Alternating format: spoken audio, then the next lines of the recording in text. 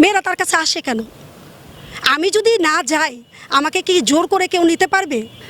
জায়েদ ভাইয়ের ডিগবাজি অনেক ভালো লাগে, তো দেখি অনেক মেয়ে তার ক্রাশ, তাকে নিয়ে মানুষ ট্রল করে, অনেক মেয়েরা তাকে পছন্দ করে, এটা খুব ভালো লাগে, এনজয় করি খুব। আসলে তার মুভি কিন্তু এখন পর্যন্ত আমি দেখিনি, মানে আমার এখনও দেখা হয়নি। তবে আমি ওই যে মাঝে মাঝে আসে না কিছু ফিডে, ওগুলো দেখি। তো দেখলাম যে 2022-এর একটা কাজ দেখলাম, তার ভালোই লাগছে, কিন্তু সে যে মাঝখানে এত টল কেন, টলের শিকার হলো বুঝলাম না।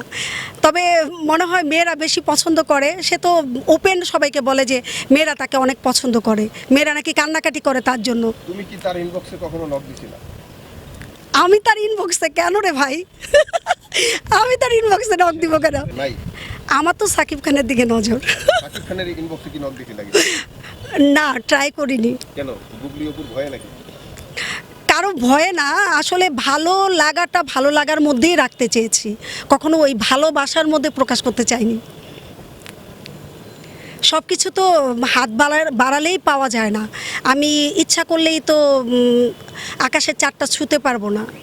শাকিব খান হচ্ছে ফিল্মের রাজা, তাকে নিয়ে এরকম টানা হিসড়ে করে লাভ কি? তাকে কি ইচ্ছা করলে আপনি নামাতে পারবেন?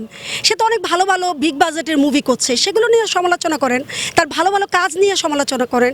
বারবার সে 2টা বিয়ে করেছে, 3টা বিয়ে করেছে, মেয়েরা তার কাছে আসে কেন? আমি যদি না যাই আমাকে কি জোর করে কেউ নিতে পারবে? তো আমি মনে করি মানে